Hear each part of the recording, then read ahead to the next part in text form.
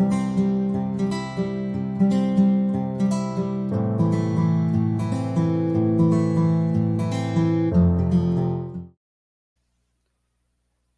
everyone, good day.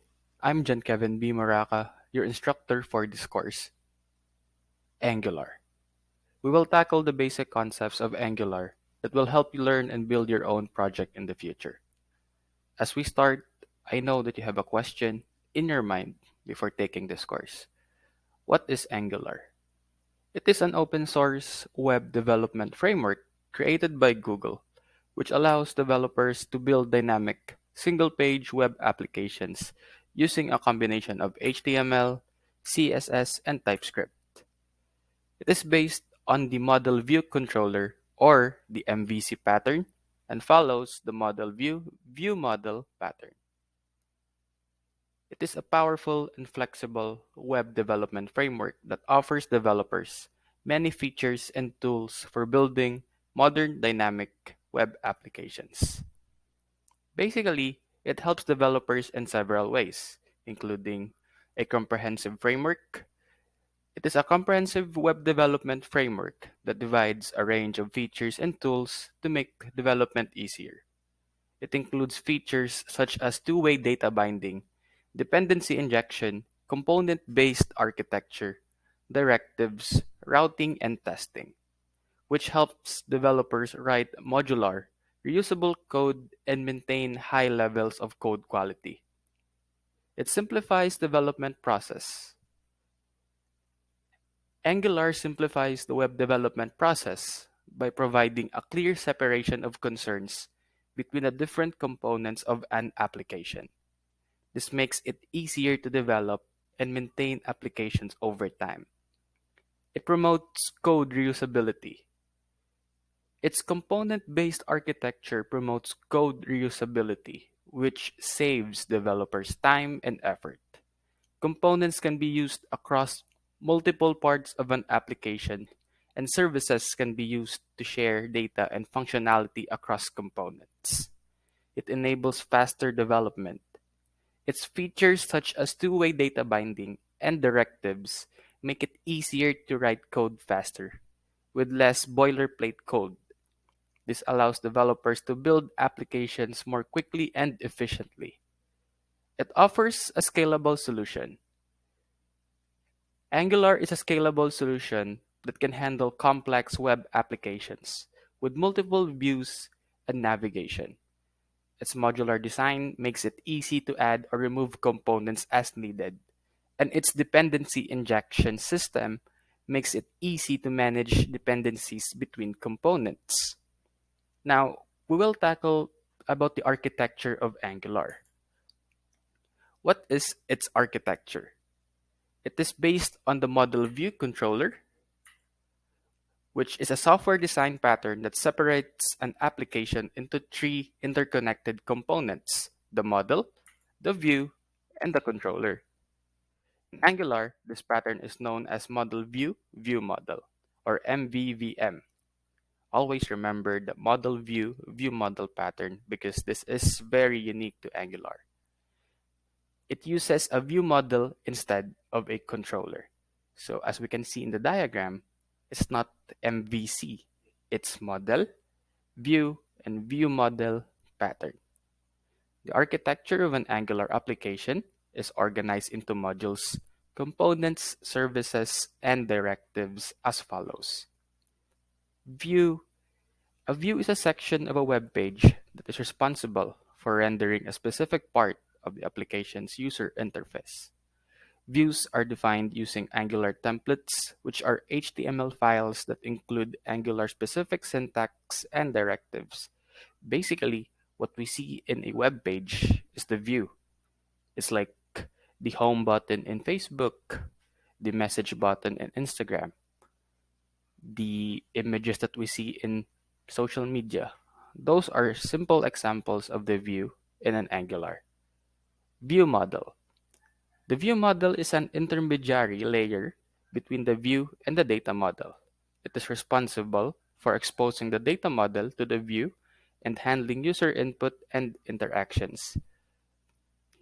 You may think that view model is a very complex kind of semantics for Angular, but basically it is not. It is just like the JavaScript functionalities, wherein, for example, you input a text inside a text box, you click the button, and then something will pop up. It might be an alert, it might be a new page, or it might be a new browser. That's basically the purpose of view model. It gives beauty for the functionalities in Angular. Model. In Angular, the model refers to the data and business logic of an application. The data model represents the data and entities that are used in the application, such as user data, product data, or any other relevant data. The business logic defines the rules and behaviors that govern how the data is accessed and manipulated within the applications.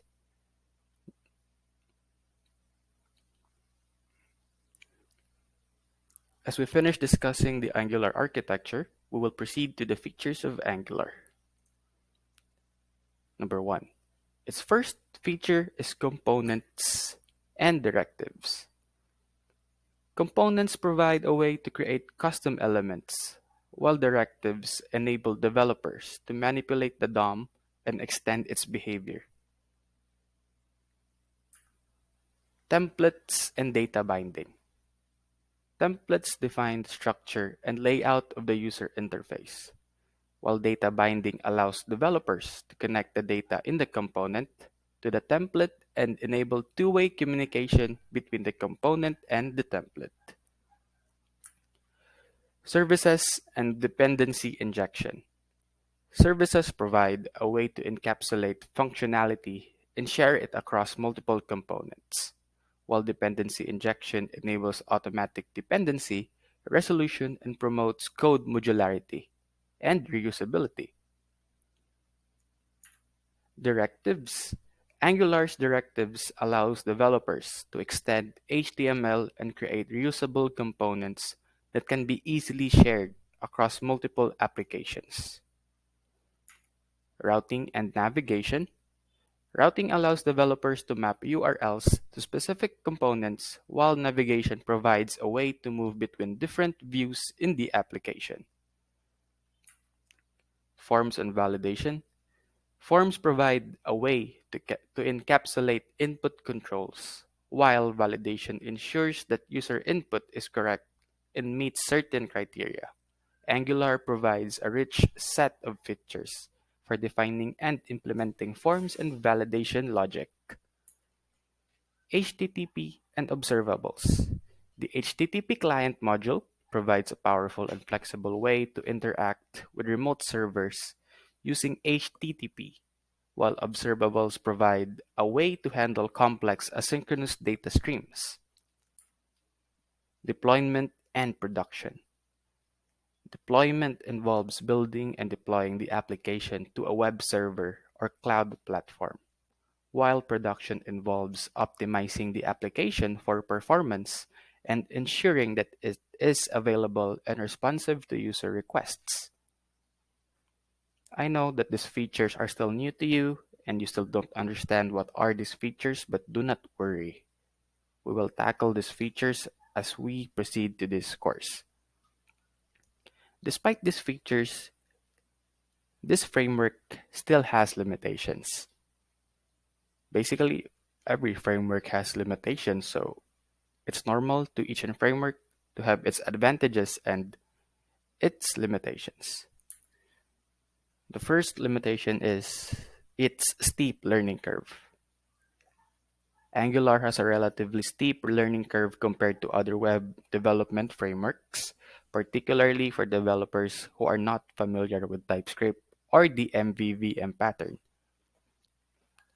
Angular needs constant learning. Everything is hard in Angular if you're new to it. But as you keep on learning with it, it's gonna be easier and easier for you to handle Angular. And maybe one day you don't need your guides to search in some websites for a code that you can use in your project. Its second limitation is performance overhead. Angular's comprehensive feature set and complex architecture can result in some performance overhead, particularly for smaller projects where the added complexity may not be necessary. Large bundle size. Angular's framework and dependencies can result in a large bundle size, which can impact page load sometimes and overall performance. Compatibility issues. Angular's frequent updates and changes can sometimes result in compatibility issues with existing code or third-party libraries. Debugging can be challenging. Due to the complexity of Angular applications, debugging can be more challenging compared to simpler frameworks. Over-reliance on external libraries. While Angular has a rich set of built-in features, developers may need to rely on external libraries for certain functionality, which can increase the complexity and maintenance of the applications. These are the limitations of Angular. Just always remember that it's normal for a framework to have its limitations because a specific framework has its own specific purpose. That would be all for this course. Thank you for listening for the overview to this course and looking forward to meet you in the next lectures. Thank you.